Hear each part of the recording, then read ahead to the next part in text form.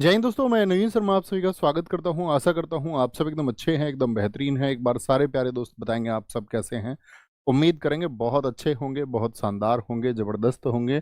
और दोस्त, आज हम एक नया टॉपिक शुरू कर रहे हैं जिसका नाम है सुप्रीम कोर्ट। तो सुप्रीम कोर्ट शब्द तो शायद सभी ने सुना होगा। तो मैं आपसे अगर एक छोटा सा क्वेश्चन पूछना चाहूँ, एक जनरल सा क्वेश्चन, कि भारत में सुप्रीम कोर्ट कितने हैं, तो आपका क्या आंसर होगा? तो आप जानेंगे कि भैया सर्वोच्च न्यायालय का मतलब इसी को हम उच्चतम न्यायालय कहते हैं। तीन नाम इसके होते हैं, एक सुप्रीम कोर्ट हो गया, एक सर्वोच्च न्यायालय हो गया, एक उच्चतम न्यायालय हो गया। तो आर्टिकल 124 से लेकर के आर्टिकल 147 तक इसी के बारे में बताया गया है हमारे कॉन्स्टिट्यूशन में। और एग्जाम में क्वेश्चन बहुत बनते हैं और बहुत विवाद भी है इस बात को लेकर के कि आपने देखा होगा न्यायाधीशों की नियुक्ति के लिए कभी तो आपका कि भाई राष्ट्रपति की सलाह से, कभी मंत्रिमंडल की सिफारिश क्या उसमें होती है, या आपका कॉलेजियम प्रणाली क्या थी, या एनजैक क्या है। ये सभी चीज़ें हम आज की क्लास में समझेंगे बहुत अच्छे से। तो आप एक धैर्य के साथ में चीज़ों को समझना, बहुत कुछ सीखने को और जानने को है, ठीक है? ओके, तो शुरू करें, एक बार थम्स अप कर देंगे। टेक मैनिया, आकाश दास, सुशील, नवीन सर की छोटी सिस्टर, इनकम्प्लीट सत्यम, गुप्ता। इनकम्प्लीट क्यों भाई? अपना नाम पूरा लिखो, कंप्लीट लिखो। नाम ही इनकम्प्लीट लिख दिया है तुमने, कमाल बात है। तो शुरू करेंगे और नोट करेंगे आप लोग, भारतीय न्यायपालिका। एक हेडिंग बनाएंगे, भारतीय न्यायपालिका। न्यायपालिका यानी कि आपका इंडियन जुडिशरी। तो मुझे बताएं किस भाग में है ये? अभी मैंने कुछ आपको आर्टिकल बताए 124 से 147, तो कौन सा पार्ट होगा आप सबको पता होना चाहिए। अभी हम पार्ट 5 पर चल रहे हैं, आर्टिकल जो कि 52 से लेकर के 151 तक है। ओके, तो ये किस में आता है आपका? पार्ट 5 में आता है, भाग 5 में है। अगली बात करें हम भाग 5, तो ये आर्टिकल कौन से हैं? इससे आर्टिकल 124 से लेकर के और 147। ठीक है, तो शुरू यहाँ से होता है, तो सुप्रीम कोर्ट 124 में है। ठीक है, कोई दिक्कत? अब देखो, किसी भी न्यायपालिका की आवश्यकता क्यों है? मैंने आपको पहले ही बताया था, सरकार के तीन अंग होते हैं। तीन अंग कौन कौन से होते हैं सरकार के? एक विधायिका होती है जो विधि निर्माण का कार्य करती है। एक आपका जो साथी क्रियाओं का क्रियान्वयन करे उसको कार्यपालिका अर्थात एग्जीक्यूटिव हम बोलते हैं। यानी कि विधायिका लेजिस्लेचर, एक आपका कार्यपालिका एग्जीक्यूटिव, और तीसरा होता है जुडिशरी यानी कि न्यायपालिका। कि उन सबके कार्यों को देखने के लिए कि वो कार्य जो हैं वो सही तरीके से हो भी रहे हैं, न्याय संगत हैं या नहीं है। न्याय संगत होने का मतलब क्या होता है? कि हम कहेंगे कि भाई वो आपका कॉन्स्टिट्यूशनली करेक्ट है या नहीं है, यानी कि संवैधानिक रूप से वो सही है या नहीं है। तो इसी के लिए हमारे देश में न्यायपालिका है। अब आप जरा प्राचीन समय से सोचिए कि प्राचीन समय में तो राजा होते थे। तो क्या सब जगह का एक ही राजा होता था? यस और नो? आप कहेंगे नहीं भैया, अलग अलग क्षेत्र के अलग अलग राजा होते थे। तो राजा तो अपने नियम खुद बना लेते थे। जैसे आपने बाहुबली मूवी देखी होगी, तो बाहुबली में जब बाहुबली, आपको पता है ना, बाहुबली उसकी गर्दन काट देता है, तो फिर क्या होता है आपका? उसमें पूछा जाता है, वहाँ पे जो राजपुरोहित वगैरह होते हैं उनको बिठा के पूछा जाता है कि भाई अभी इसको क्या सजा दी जाए। तो वो उसको बाहर निकाल देते हैं बाहुबली को, यही होता है ना। तो सब राजाओं के अपने अपने कोड थे, यानी कि हर राजा की अपनी अलग संहिता थी, अलग नियम थे। और फिर राजाओं के काल के बाद में भारत में कौन आए आप लोगों को पता होगा? फिर ब्रिटिशियर्स आए। तो ब्रिटिशियर्स ने कब पहली बार न्यायपालिका के लिए बात की थी? तो 1773 का रेगुलेटिंग एक्ट मैं आपको पढ़ा चुका हूँ। 1773 के रेगुलेटिंग एक्ट से 1774 में किसकी स्थापना हुई थी? 1773 का रेगुलेटिंग एक्ट क्लियर है सब लोगों को? जिन लोगों को नहीं क्लियर है तो पीछे हमने पढ़ा है, उसमें क्या क्या हुआ था वो पढ़ना। जिन लोगों को क्लियर है वो बताएं एक बार। अभी हम आपसे पूछ लेते हैं ना, रेगुलेटिंग एक्ट, एक क्वेश्चन पूछ लेते हैं, अपना आप पता चल जाएगा। रेगुलेटिंग एक्ट जो 1773 था, उसके तहत जो सुप्रीम कोर्ट की स्थापना हुई थी वो कहाँ था? बताओ मुझे फटाफट से। वो सुप्रीम कोर्ट कहाँ पर बनाया गया था? तो 1773 के रेगुलेटिंग एक्ट से कलकत्ता में एक सुप्रीम कोर्ट बनाया गया था। कहाँ पर? कलकत्ता में। क्या बनाया गया था? कलकत्ता में एक सुप्रीम कोर्ट, एससी बोले तो सुप्रीम कोर्ट। ओके, आज की क्लास में। अब आप एक बात सोचोगे कि भैया कलकत्ता में जब सुप्रीम कोर्ट बनाया गया था तो ये क्या पूरे देश के लिए था? आप कहेंगे नहीं, ये लिमिटेड टू कलकत्ता था। यानी कि ये कलकत्ता तक सीमित था। इसका जो क्षेत्र था वो सीमित था। कहाँ तक? इसका जो क्षेत्र था वो सिर्फ कलकत्ता तक सीमित था। कलकत्ता तक सीमित था, बाद में उस क्षेत्र को बढ़ाया गया। Limited to Calcutta, limited to Calcutta यानी कि कलकत्ता तक वो सीमित था। ठीक है। अब कलकत्ता में जो बना था ये सर्वोच्च न्यायालय था। क्या था ये? आपका सुप्रीम कोर्ट था, यानी कि सर्वोच्च न्यायालय, उच्चतम न्यायालय था। अब आप एक बात सोचिए, जैसे कलकत्ता का सर्वोच्च न्यायालय, अभी कमेंट बंद करेंगे तुरंत, एकदम से लिखना बंद करेंगे और एक स्थिति पर विचार करेंगे। आप एक बात सोचिए कि अगर सुप्रीम कोर्ट ने कोई डिसीजन सुनाया, जैसे मान के चलो किसी को मृत्युदंड दे दिया सुप्रीम कोर्ट ने, तो वो इसके बाद में सुनवाई कहीं और कर सकता है, यस और नो? सोचना है सिर्फ, आप कहेंगे हाँ। वो कहीं और, साथी मुझे बताएं, कहीं और जा सकता है या नहीं जा सकता है? तो आप क्या बोलेंगे? भैया वो जा सकता है किसके पास में? राष्ट्रपति के पास में। लेकिन यहाँ हमको एक समझ विकसित करनी है कि राष्ट्रपति के पास जो वो जाता है, वो उसकी अपील नहीं जाती है। अपील नहीं जाती है उसकी, क्या जाती है? याचिका जाती है। क्या जाती है? अपील और याचिका में क्या अंतर है वो समझेंगे अभी थोड़ी देर बाद। ठीक है। तो क्या बोलेंगे? कलकत्ता में सुप्रीम कोर्ट, यानी कि क्षेत्र उसका कलकत्ता तक सीमित था। लेकिन ये जो सुप्रीम कोर्ट डिसीजन सुनाता था, इसका कोई निर्णय आता होगा। लेकिन इस निर्णय के खिलाफ आप कहाँ जा सकते थे? इस निर्णय के विरुद्ध, इसके डिसीजन के अगेंस्ट आप कहाँ जा सकते थे? ब्रिटेन में होती थी एक प्रिवी काउंसिल। यानी कि आपको लग रहा है कि यहाँ पर अगर ये मामला कलकत्ता के सुप्रीम कोर्ट ने सही नहीं बनाया, तो आप कहाँ जा सकते थे? प्रिवी काउंसिल जा सकते थे। तो मेरा क्वेश्चन क्या है आपसे, तो क्या अंतिम अपील के लिए कलकत्ता का ये सुप्रीम कोर्ट था? अंतिम अपील उसको कहते हैं जब उसके बाद में आप कहीं अपील ना कर पाए। जैसे और अच्छे से समझे, हाई कोर्ट ने कोई डिसीजन सुनाया, तो आप कहाँ जा सकते हैं? सुप्रीम कोर्ट जाने का विकल्प आपके पास है या नहीं है? हाँ जी है। तो क्या हाई कोर्ट अंतिम अपीलीय न्यायालय हुआ? क्या लास्ट अपील हुई थी इसमें? नहीं। अंतिम अपीलीय उसको बोलेंगे जिसके बाद में आप कहीं अपील नहीं कर सकते। बात क्लियर है? तो जब 1773 में ये, क्योंकि इन शब्दों की जरूरत पड़ेगी अभी, अपीलीय न्यायालय क्या है आपकी समझ इससे डेवलप होगी। ठीक है, ये ध्यान से सुनना। तो ये जो प्रीवी काउंसिल थी, ये प्रीवी काउंसिल क्या थी? ये अंतिम अपीलीय थी। अंतिम अपीलीय, इसको लिख लेना एक बार। अंतिम अपीलीय, अंतिम अपीलीय न्यायालय बोलते थे उस समय पे प्रीवी काउंसिल को, यानी कि कलकत्ता का सुप्रीम कोर्ट नहीं था, यानी कि ये फाइनल अपीलेट थी। फाइनल अपीलेट कोर्ट, यानी जिसके बाद में, या जिसका निर्णय जो होगा वो अंतिम हो जाएगा, इसके बाद में आप कोई निर्णय नहीं कर सकते हैं। तो ये प्रोसीजर चल रहा था। फिर हमने आपको 1935 का अधिनियम बताया था। अंतिम अधिनियम बताया था आपको क्या, कि 1773 के रेगुलेटिंग एक्ट के बाद में 1935 के एक्ट से, ये भी एक क्वेश्चन मैं आप यहाँ से पूछूंगा आपसे, 1935 के एक्ट से एक बना था साथी आपका क्या? Federal court. तो फेडरल कोर्ट की स्थापना किस ईयर में हुई थी, ये आप मुझे बताएं। फेडरल कोर्ट यानी कि एक संघीय न्यायालय की स्थापना हमने की थी। वर्ष बताइए, संघीय न्यायालय की स्थापना किस वर्ष में हुई थी? मॉरिस गोयर, आप लोगों को मैंने बताया था कि इसके न्यायाधीश थे। 1937, 1937, 1937। बहुत सारे साथियों को एकदम ठीक है, कुछ साथियों ने 1935 एक्ट लिखा है, उनका आंसर भी ठीक है, यानी 1937 में हुई थी, ये बात भी हम पढ़ चुके। इसके बाद में फिर जब भारत आज़ाद हो गया तो बना आपका सुप्रीम कोर्ट। क्या बना? कोर्ट की स्थापना हुई थी कब? सुप्रीम कोर्ट की स्थापना हुई 1950 में। ठीक है, 1950 में सुप्रीम कोर्ट।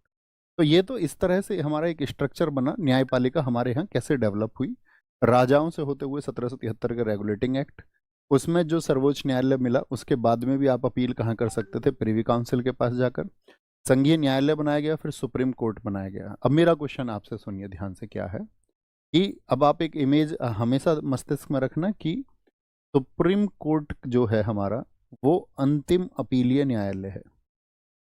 जैसे वहां पर प्रीवी काउंसिल होती थी, तो अभी जो सुप्रीम कोर्ट है हमारा, वो अंतिम अंतिम अपीलीय न्यायालय। ठीक है, अंतिम अपीलीय न्यायालय, यानी इसके बाद में आप कहीं और अपील नहीं कर सकते हैं। ऊपर मैंने बताया फाइनल अपलेट कोर्ट। ठीक है, फाइनल अपलेट कोर्ट किसको बोलेंगे हम आपका? अब अपने दिमाग में वो इमेज मत रखना, आप कहेंगे नहीं भैया हम तो राष्ट्रपति के पास जा सकते हैं सजा के मामले में, हमने पढ़ा था। जरा बताइए, राष्ट्रपति साहब जो आपका पार्डन करते हैं वो किस आर्टिकल से करते हैं? राष्ट्रपति साहब जो क्षमादान देते हैं, हमने आपको क्षमादान बताए थे 5 प्रकार के, कि जो क्षमादान देते हैं वो आर्टिकल 72 के तहत देते हैं। तो आपके दिमाग में इमेज आएगी ना कि नहीं, इस सुप्रीम कोर्ट के बाद तो राष्ट्रपति के पास भी जा सकते हैं, लेकिन वो कभी भी अपील नहीं होगी। ठीक है, वो कभी भी क्या अपील के थ्रू नहीं जाते, वो एक रिक्वेस्ट मोड होता है, एक याचिका होती है। ठीक है, अपील का मतलब क्या, अपील तो लास्ट आप सुप्रीम कोर्ट में कर सकते हैं। जैसे डिस्ट्रिक्ट कोर्ट में कोई मामला आपको लग रहा है कि इसका डिसीजन सही नहीं है, तो आप हाई कोर्ट जा सकते हैं, हाई कोर्ट के बाद में आप सुप्रीम कोर्ट जा सकते हैं, लेकिन सुप्रीम कोर्ट के बाद में आप कहीं और अपील नहीं कर सकते। याद रखेंगे हमेशा इस बात को, कभी दिक्कत तो नहीं होगी। ठीक है, कोई दिक्कत तो नहीं होगी इसमें, बोलेंगे भी फटाफट से आप कहेंगे हाँ। अगली बात क्या आती है, अगली बात लिखनी है कि भारत में एकीकृत न्यायपालिका है, एकीकृत न्यायपालिका है। कैसी न्यायपालिका है, बहुत क्वेश्चन पूछे जाते हैं इससे। भारत में एकीकृत न्यायपालिका है, यानी कि integrated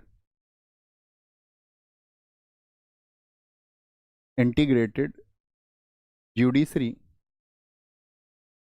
integrated judiciary in India. तो बड़े मायने हो गए एकीकृत न्यायपालिका का। फिर अर्थ क्या होता है भैया, तो देखो एकीकृत न्यायपालिका का आपको अर्थ समझना होगा, उससे पहले आपको समझना होगा दोहरी न्यायपालिका क्या होती है। मुझे फटाफट से एक क्वेश्चन का आंसर करिए कि जब हमने आपको बताया था पिछली क्लासेस में कि अमेरिका कितने स्टेट्स से मिलकर के बना है, आप लोगों का आंसर आए और अच्छे से समझ पाएंगे। मैं आपको बता दूं अभी कि अमेरिका आप लोगों को पता होना चाहिए, यूएसए से इसको समझते हैं हम। यूएसए, जो अमेरिका है यूएसए, वो 50 स्टेट से मिलकर बना हुआ है। कितने, 50 स्टेट से, यानी 50 राज्य हैं उनके। और वो 50 राज्यों की अगर आप बात करें तो किसी भी तरह से आप बांट लीजिए उनको, है ना, इस तरह से कुछ करके 50 राज्य हैं। और वो जो 50 राज्य हैं आपके, उन 50 राज्यों का क्या है, अपना सबका अलग अलग कानून है। और इन 50 में क्या होगा आपका, सबका जो सुप्रीम कोर्ट है वो अलग अलग है। सुप्रीम कोर्ट क्या है इनके, अलग अलग। ऐसी मैं किसको लिख रहा हूँ, सुप्रीम कोर्ट को। तो आप क्या कहेंगे, आप कहोगे भैया यानी कि आपका कितने सुप्रीम कोर्ट हो गए यहाँ पर, फिर मुझे बताइए। अगर हर एक स्टेट का अलग सुप्रीम कोर्ट हुआ तो यूएसए में कितने सुप्रीम कोर्ट हो गए। तो यूएसए में आप सबका एक कॉमन सा आंसर हो जाएगा कि भैया आपका क्या बोलेंगे, राज्यों में 50 सुप्रीम कोर्ट हो गए या नहीं हुए। कॉमन सी बात है, हाँ जी। तो ये जो 50 सुप्रीम कोर्ट है, राज्यों में क्या होता है, राज्यों में अंतिम अपीलीय होते हैं। अब अंतिम अपीलियों का क्या मतलब है, जैसे एक कैलिफोर्निया से उदाहरण लेते हैं कि एक स्टेट जो है यहाँ पर कैलिफोर्निया है। कौन है, कैलिफोर्निया। तो कैलिफोर्निया में एक सुप्रीम कोर्ट होगा या नहीं होगा, हाँ या ना, आप कहेंगे हाँ बिल्कुल होगा। तो इस कैलिफोर्निया के जो मामले हैं वो इस सुप्रीम कोर्ट में सुने जाएंगे, और इस सुप्रीम कोर्ट का जो डिसीजन होगा, इसको लिखना मत, बस समझ लो थोड़ा सा मैं क्या समझाना चाह रहा हूँ। कैलिफोर्निया के सुप्रीम कोर्ट ने जो डिसीजन दिया है, जो निर्णय दिया है, वो निर्णय क्या है, वो अंतिम अपीलीय होगा, यानी उसके खिलाफ आप कहीं और नहीं जा सकते हैं। बात क्लियर है इतनी छोटी सी, कहीं और आप नहीं जा सकते हैं। तो भैया क्या वहां पर पूरे देश के लिए एक सुप्रीम कोर्ट नहीं है, वहां पर एक सुप्रीम कोर्ट और भी है। 50 तो इंडिविजुअल हो गए अलग अलग के पास में, और साथ में क्या बोलेंगे, केंद्र में एक सुप्रीम कोर्ट और है, केंद्र में एक सुप्रीम कोर्ट और है। फिर वो क्या काम करता है, फिर उसका क्या काम बचा, अगर स्टेट में तो इन्होंने फाइनल डिसीजन दे दिया, तो ये क्या करता है, जितने भी इनके यूनियन मैटर्स होते हैं, जो संघीय मामले होते हैं, केंद्र स्तर के जो मामले हैं, सिर्फ उनके लिए कार्यवाही करता है। सिर्फ केंद्र स्तर के जो मामले हैं, यानी कि आप कह सकते हैं अफेयर्स रिलेटेड टू सेंटर, जो केंद्र के मामले हैं उनके। अब मुझे बताइए न्यायपालिका कितने स्तर की हो गई यहाँ पर, तो आप कहेंगे न्यायपालिका यहाँ पर हो गई भैया 2 तरह की। कितने तरह की, 2 तरह की हो गई। स्तर नहीं बोलेंगे, सॉरी मैंने गलत शब्द का इस्तेमाल किया। यहाँ पर न्यायपालिका जो होगी आपका, आप कहेंगे कि भैया न्यायपालिका कैसी हो गई, तो एक तो केंद्र स्तर पर मामलों को सॉल्व करने के लिए अंतिम अपीलीय, क्या ये भी होगी, हाँ। संघ के मामलों में ये भी फाइनल अपीलेट है, इसके जो डिसीजन होंगे उनके खिलाफ भी कहीं अपील नहीं होगी। तो यहाँ पर कैसे इतने कोर्ट हो गए जो, सॉरी, ऐसे कितने कोर्ट हो गए जो अंतिम अपीलीय हैं। तो आप कहेंगे अंतिम अपीलीय स्टेट में, आपका स्टेट में जो सुप्रीम कोर्ट है वो भी है, ये भी है, और केंद्र में जो सुप्रीम कोर्ट है वो भी अंतिम अपीलीय है, यानी कि फाइनल अपीलेट दो हो गए। तो जो फाइनल अपीलेट दो हो गए, इसी सिस्टम को हम बोलते हैं दोहरी न्यायपालिका। अभी भी आप समझा पाएंगे? मैं आपसे पूछूंगा दोहरी न्यायपालिका का क्या अर्थ है। आपको सिंपल सा एक आंसर याद रखना है कि जब फाइनल अपीलेट दो हो जाए, दोहरी न्यायपालिका यानी कि जो अंतिम अपीलीय न्यायालय है उनकी संख्या दो हो जाए। बात क्लियर है? अब मैं आपसे पूछूं कि भारत में अंतिम अपीलीय न्यायालय कितने हैं, तो आप कहेंगे भारत में तो सिर्फ सुप्रीम कोर्ट एक अंतिम अपीलीय न्यायालय है।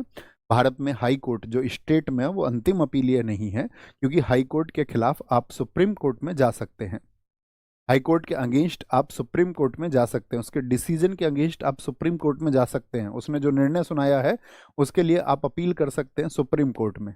तो हमारे यहाँ हाई कोर्ट यानी स्टेट वाला नहीं है, हमारे यहाँ सिर्फ आपका कौन है, सुप्रीम कोर्ट है, और अंतिम अपीलीय वही है। तो कैसी न्यायपालिका हुई हमारे यहाँ, एक एकीकृत, दोहरी नहीं है। तो एकीकृत एक बार थम्स अप करके मुझे बताएं, कभी भी आप समझा पाएंगे। मैं आपसे पूछूंगा कि एकीकृत न्यायपालिका का क्या मायना मैंने आपको बताया था, तो आप बोलेंगे अंतिम अपीलीय एक ही है, इसीलिए भारत की न्यायपालिका कैसी है। लिख भी लेना चाहे छोटे से शब्दों में, क्योंकि हमारे यहाँ अंतिम अपीलीय न्यायालय एक है। क्या लिख लेंगे? क्योंकि छोटे से शब्दों में लिख लो, because the final appellate court is single. क्योंकि अंतिम अपीलीय न्यायालय छोटी सी चीज थी, न्यायालय एक या एक ही है, ऐसे लिख सकते हैं, या ये लिख सकते हैं सिर्फ सुप्रीम कोर्ट है, because the final appellate court is single. ठीक। अब अगली बात आती है न्यायपालिका की संरचना। कैसी संरचना है बताओ? जो हमारे यहाँ पर जुडिशियरी का स्ट्रक्चर है वो कैसा है?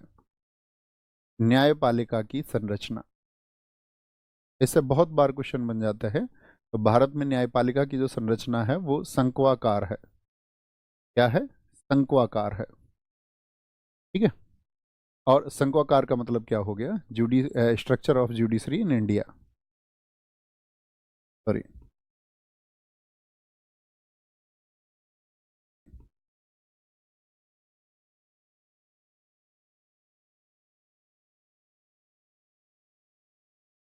स्ट्रक्चर ऑफ जुडिशरी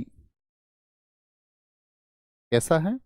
कॉनिकल है, कॉनिकल, कौन शेप का है। अब कौन शेप कैसी होती है तो इसको समझे। कौन देखा है आइसक्रीम का कौन? तो आप कहोगे ये हो गई हमारे यहाँ पर कौन शेप, जिसमें टॉप पर कौन सा है, अंतिम अपील कहाँ पर होगी, वो सुप्रीम कोर्ट होगा, सुप्रीम कोर्ट होगा। सुप्रीम कोर्ट से नीचे कौन है, वो आपका हाई कोर्ट है। लिख लेना इसको, ये क्या है? आपका सर्वोच्च न्यायालय, सर्वोच्च न्यायालय, सर्वोच्च न्यायालय अर्थात सुप्रीम कोर्ट। यही हमारी क्लास का आज का टॉपिक रहेगा। क्रम से चीज़ों को समझना तो सब कुछ क्लियर होगा, और ऐसे ही रटोगे कि नहीं मैं तो फैक्ट फैक्ट याद कर लेता हूँ, तो तब कुछ भी याद नहीं होगा, और फिर उनको हमेशा बार बार रिपीट करते रहोगे और बार बार भूलते रहोगे। फिर उच्च न्यायालय होगा, यानी कि आपका फिर कौन होगा, फिर हाई कोर्ट होगा, हाई कोर्ट होगा। हाई कोर्ट से नीचे होते हैं आपका निचला जो स्तर होता है उसको बोलते हैं डीसी। डीसी बोले तो आपका क्या होता है, अधीनस्थ न्यायालय, या वैसे भी लिख सकते हैं, यहाँ पहले अधीनस्थ ही लिख लेते हैं, डीसी ही लिख लो कोई दिक्कत नहीं है। अधीनस्थ न्यायालय, अधीनस्थ न्यायालय, अधीनस्थ न्यायालय अर्थात अधीनस्थ न्यायालय को हम क्या बोल सकते हैं, सबॉर्डिनेट कोर्ट्स, सबॉर्डिनेट कोर्ट्स। ठीक है। अधीनस्थ न्यायालय वो आप समझ गए होंगे, डिस्ट्रिक्ट कोर्ट को हम बोल रहे हैं डीसी। डीसी का मतलब क्या होता है, जिले में कितने प्रकार के न्यायालय मैंने आपको बताए थे, बताइए जरा, पीछे हमने एक बार जिक्र किया था। तो कभी भी आप जिला अदालत में अगर जाएंगे तो आप देखोगे कि जिले में दो तरह के आपका अदालतें आपको मिलती हैं। एक तो होते हैं आपका जिसको हम बोलते हैं जिला एवं सत्र न्यायालय, क्या बोलते हैं, ये मिटा दूं इधर से थोड़ा सा, ये तो क्लियर रहेगा। हाँ अब तो क्लियर रहेगा ना ये। यूएसए में दोहरी न्यायपालिका है, ये मैं आपको बता चुका था। अब यहाँ पर एक बात देखना, ये मिटा सकते हैं ना? हाँ जी। तो यहाँ पर जो आपका अधीनस्थ न्यायालय है, यहाँ पर हमने बोला था इसको बोलते हैं जिला एवं सत्र न्यायालय, लिख लेना, जिला एवं सत्र न्यायालय, यानी कि डिस्ट्रिक्ट एवं सेशन कोर्ट। क्या बोलेंगे इसको? को हम कहेंगे district and session court, session court. देखो दो नाम क्यों दिए गए हैं दरअसल में, देखो जो जिला और सत्र है, जिले का मतलब होता है यहाँ पे आपका जो दीवानी कार्यवाही है, दीवानी कार्यवाही यानी कि दीवानी मामले, जितने भी सिविल मैटर्स होंगे। सिविल मैटर्स किनको बोलते हैं हम हमेशा? सिविल मैटर्स उनको बोलते हैं जिनमें आपका क्या होता है, जैसे शादी का मामला हो गया, विवाह का मामला हो गया, जमीन का मामला हो गया। और सत्र न्यायालय में जो मामले सुने जाते हैं वो होते हैं आपराधिक, आपराधिक मामले, जिनके लिए हमारी बीएनएस में दंड बताए गए हैं, अपराध जिनको बताया गया है, आपराधिक मामले, यानी कि जितने भी क्रिमिनल मैटर्स हैं, क्रिमिनल मैटर्स हैं, क्रिमिनल मैटर्स जितने भी होंगे क्रिमिनल मैटर्स, ठीक है। दीवानी मामलों को जो व्यक्ति सुनता है उसको बोलते हैं हम डिस्ट्रिक्ट जज, जिला न्यायाधीश। क्या बोलेंगे इसको हमेशा? डिस्ट्रिक्ट जज, यानी कि जिला न्यायाधीश। भाई मामला जाएगा तो कोई जज तो सुनेगा ना, तो उसको क्या बोलेंगे हम? उसको हम बोलते हैं डिस्ट्रिक्ट जज। और जो आपराधिक मामलों को कभी भी सुनेगा, तो कभी भी आप अखबार में पढ़ें या कहीं भी पढ़ें कि सेशन जज ने ये सजा सुनाई, तो सेशन जज का मतलब क्या हो गया आपका? एक वो मामला कैसा था, या पूछे कि किसी डिस्ट्रिक्ट जज का ऑर्डर आया है, तो वो ऑर्डर किस मामले में होगा आपका? सिविल मैटर में, शादी विवाह जमीन। लेकिन अपराध, अपराध को छोड़ करके सब मामले दीवानी मामले, ये समझ लीजिए। तो इसके लिए होते हैं सेशन जज। कौन से जज होते हैं? सेशन जज। और सेशन का मतलब क्या होगा? सत्र न्यायाधीश, और इनको बोलेंगे जिला न्यायाधीश। तो जिला और सत्र दोनों के बीच का, जिला और सत्र दोनों के बीच का अंतर क्लियर है? बोलेंगे जिला और सत्र न्यायाधीश का क्लियर एकदम है, कोई परेशानी? अतिरिक्त बात कोई भी साथी ना करे, जो मैं पूछ रहा हूँ सिर्फ उस पर फोकस लगना है ना? इसके मेरी आपसे प्रार्थना है, इसके अलावा कोई बात ना करे, कोई अर्थ नहीं है बाकी बातों का। वो दर्शाता है कि सिर्फ और सिर्फ आप एक अच्छे छात्र ना हो करके सिर्फ अपनी तैयारी में काम चलाना चाह रहे हैं। क्लियर है इतना? इसके नीचे भी कुछ होता है, हाँ, इसके नीचे भी होते हैं मुंसिफ न्यायालय। मुंसिफ न्यायालय क्या बोलेंगे उनको? मुंसिफ न्यायालय, मुंसिफ न्यायालय, ठीक है, इसको इधर लिख लेना, मुंसिफ कोर्ट, मुंसिफ कोर्ट होते हैं। इंग्लिश में जरूर लिखा करो हिंदी वाले बच्चे। और इसके सबसे नीचे होती है न्याय पंचायत, जो ग्राम स्तर पर होती है, अभी बताएंगे कि इसका क्या स्तर है। न्याय पंचायत, ठीक है, न्याय पंचायत, न्याय पंचायत, ओके जी। अब देखो ये समझना है हमको, ये स्ट्रक्चर समझा कैसी कौन है? जैसे अब इसको कौन क्यों कहा हमने? न्याय पंचायत जो होती है वो होती है आपकी गांव स्तर पर। कहाँ पर होती है ये? गांव के स्तर पर। आपने देखा होगा गांव में एक न्याय पंचायत होती है, और कई बार गांव के जो फैसले हैं, या गांव में कोई झगड़ा हो गया तो अपने तरीके से सॉल्व कर लिया जाता है, उसका फैसला हो जाता है, नहीं होता, दोनों पार्टीज को बिठाया, ठीक है, कुछ ले दे के और फैसला कर लिया, हो जाता है या नहीं होता? कि कोर्ट भी बात नहीं गई, पुलिस के पास भी बात नहीं गई, और बैठ के कुछ बुजुर्ग लोग थे, उन्होंने उसको सॉल्व कर दिया। तो एक तो स्तर ये हो गया, तो सबसे नीचे यहाँ पर भी चीज़ें अगर सॉल्व नहीं हुई तो फिर कहाँ होंगे? फिर मुंसिफ न्यायालय। मुंसिफ न्यायालय का मतलब ये जिले में कई होते हैं। ये क्या होते हैं? ये जिले में कई होंगे, कई, कई होते हैं जिले में। यानी कि आपका जैसे एसडीएम के पास में अधिकार है, और एक जिले में एसडीएम कितने होते हैं? तो आप कहोगे तहसील स्तर पर बहुत सारे एसडीएम हैं, तो वो भी कई बार फैसले सुना देते हैं। या आपने देखा होगा कि साधारण मारपीट का मुकदमा हुआ, तो उसके लिए पहले होता था सीआरपीसी का 151, तो 151 के तहत बाहर से बाहर जमानत हो जाती थी कि ठीक है, सामान्य मारपीट का मामला है, अब इनको यहाँ सॉल्व कर लेते हैं। और दो गवाह बुलाए गए कि भाई दो गवाह आप अपने ले आओ, जो ये जिम्मेदारी देंगे कि आप भविष्य में ऐसा काम नहीं करेंगे, और आपकी एक दो तारीख लग जाती हैं, तो मतलब जेल नहीं जाना पड़ता। ओके, तो यहाँ पे क्या बोलोगे? जिले में कई होते हैं। जब डिस्ट्रिक्ट कोर्ट नाम आ गया, जिला एवं सत्र न्यायालय, ये जिले में सिर्फ एक होगा। ये कितना होता है? जिले में सिर्फ एक होगा, हर एक जिला। जैसे आप अपने जिले का नाम लिखिए, आप किस जिले से हैं। ये जिले में क्या होगा, एक होगा जो आपका डिस्ट्रिक्ट है। आपके डिस्ट्रिक्ट का मतलब पूरे भारत में कोई भी राज्य हो, उस राज्य के अंदर जिले होते हैं, ठीक है। जैसे अभी यूपी में 76वां जिला बना गया था, आप सबको पता होगा। तो उन सब का लिए क्या होगा, आपका एक डिस्ट्रिक्ट कोर्ट होगा, एक जिला एवं सत्र न्यायालय होगा, दो नाम होंगे। आप कभी कोर्ट जाएं तो आप ध्यान से देखना, वहाँ पे लिखा होता है जिला एवं सत्र न्यायालय। जैसे हमारे में लिखा होता है जिला एवं सत्र न्यायालय गौतम बुद्ध नगर, जिला एवं सत्र न्यायालय बुलंदशहर, ऐसे लिखा होता है। तो दो तरह के मामले उसमें कौन कौन से, ये मैंने बता दिए। हाई कोर्ट देश में कितने हैं, तो हाई कोर्ट आपका 25 है। अभी हाई कोर्ट जब आप पढ़ेंगे तो आप जानेंगे कि भैया देश में तो 28 राज्य हैं। इसका मतलब 3 राज्य ऐसे हैं जहां पर आपका क्या बोलेंगे, 3 राज्य ऐसे हैं जहां पर आपका क्या है, हाई कोर्ट नहीं है। तो उन तीनों के लिए भी तो कुछ व्यवस्था होगी। तो उन तीनों का कहाँ पर लगता है, गुवाहाटी में हाई कोर्ट लग जाता है, ठीक है। सर्वोच्च न्यायालय देश में कितना है, सिर्फ एक है, एक। तो यहाँ की अपील यहाँ होगी, यहाँ की अपील यहाँ होगी, यहाँ की अपील यहाँ होगी, और फिर कहाँ जा सकते हैं, सुप्रीम कोर्ट।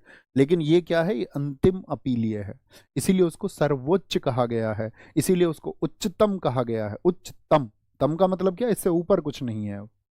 विशेषण पढ़ते होंगे ना आप हिंदी में, एडजेक्टिव पढ़ते होंगे। एडजेक्टिव में आप क्या पढ़ते हो, कंपैरेटिव, आपका ऐसे डिग्री पढ़ते हो ना, तुलना होती है। लेकिन एक डिग्री कौन सी होती है, सुपरलेटिव डिग्री। ऐसे ही विशेषण में क्या पढ़ते हैं आप, बताएं।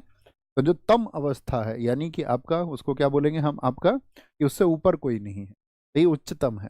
बात क्लियर है इतना, कहिए। बहुत बढ़िया। जो भी, अब जिले के नाम पर इतना नहीं लड़ना है कि सब लोग अपने जिले को अब नाम लिखते रहे। मैंने लिखने को कहा, उसको छोड़ दीजिए अब लिख करके, अब आगे बढ़िए उस बात से।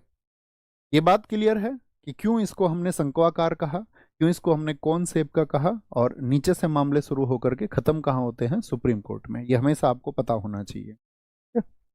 आगे चले इससे, इस बात में किसी भी कोई दिक्कत, ठीक है। अभी हम न्यायपालिका के बारे में जान रहे हैं, अब हम न्यायपालिका के बारे में जानेंगे, न्यायपालिका का जो स्ट्रक्चर है वो कैसा होता है। तो ये लिखना जरा, सर्वोच्च न्यायालय की स्थापना एवं गठन।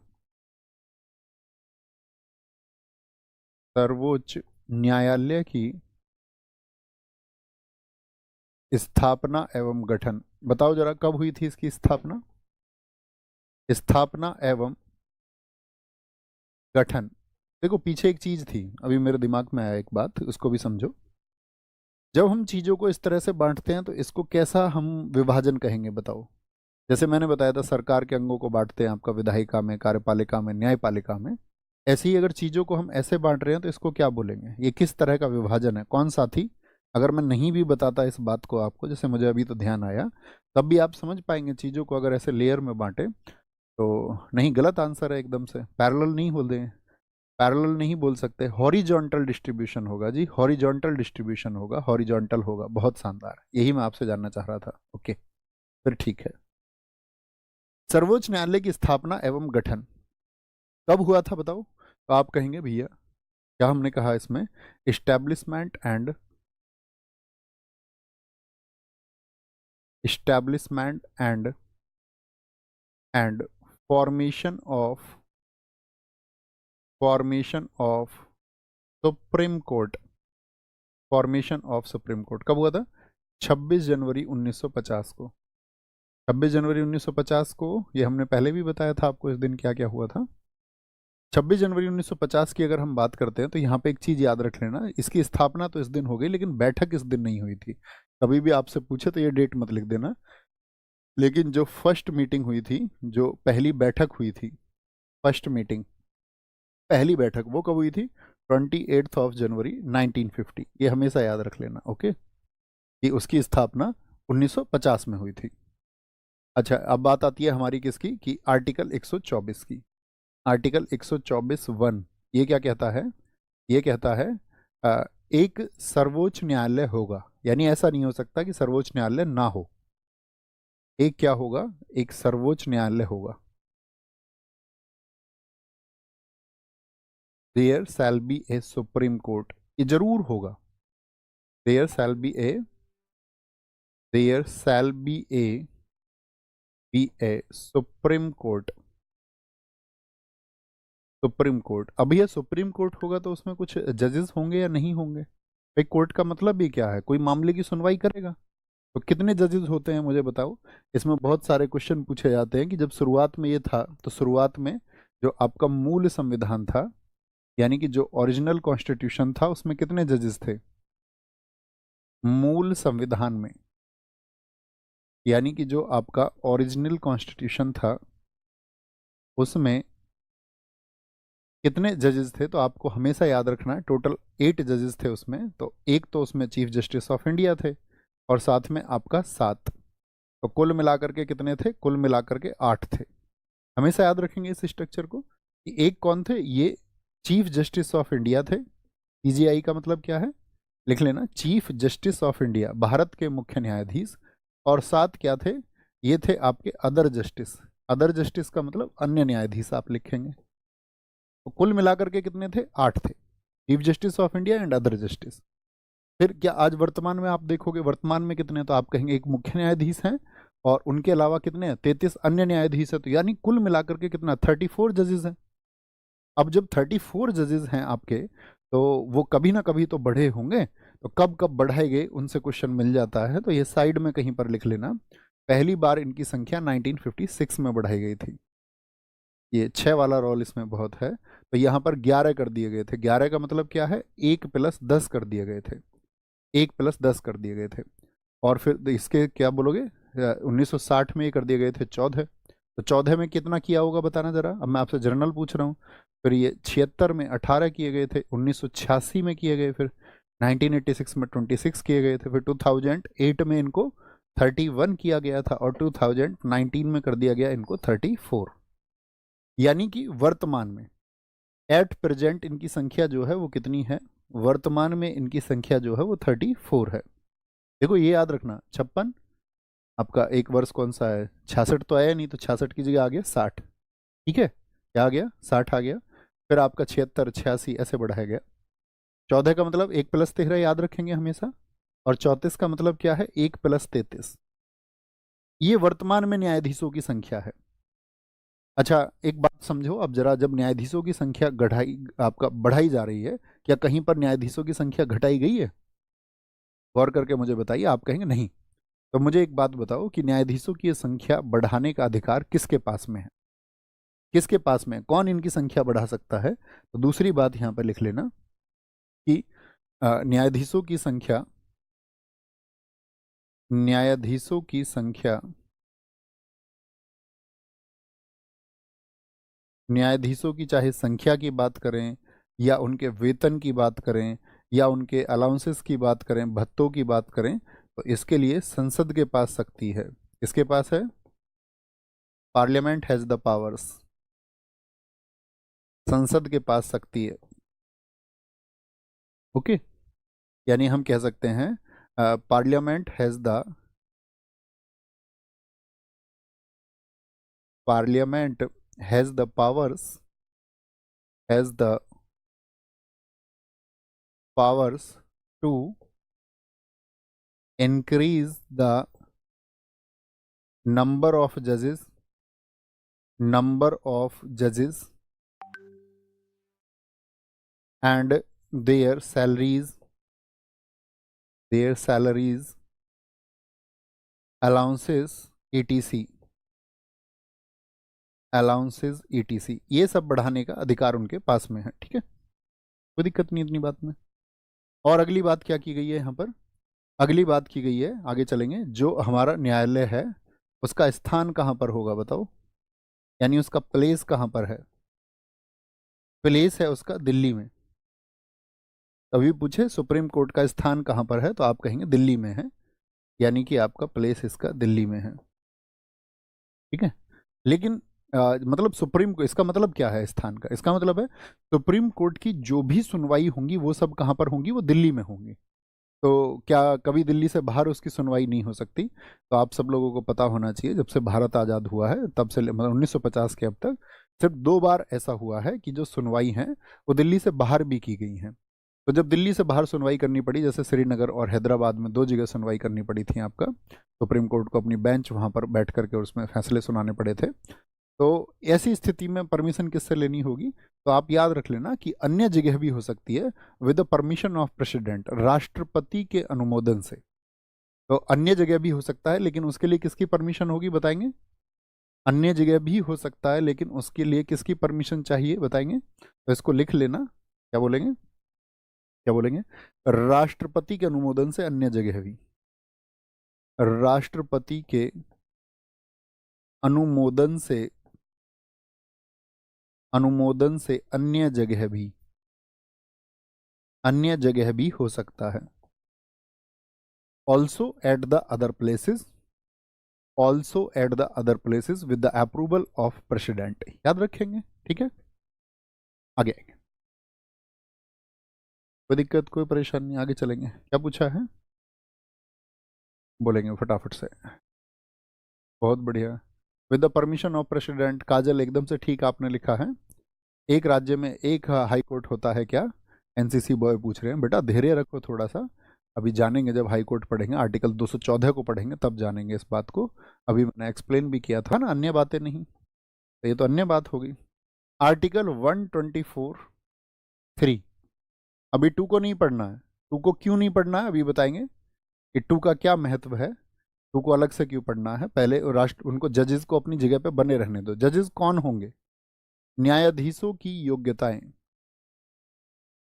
न्यायाधीशों की योग्यताएं। पहले में तो बताया सुप्रीम कोर्ट होगा, और सुप्रीम कोर्ट में कौन होंगे? न्यायाधीश होंगे। तो उन न्यायाधीशों की योग्यताएं बताई गई हैं। आप बताइए इस बारे में आप क्या समझते हैं, ये सोचने का प्रयास किया करो। क्वालिफिकेशन ऑफ,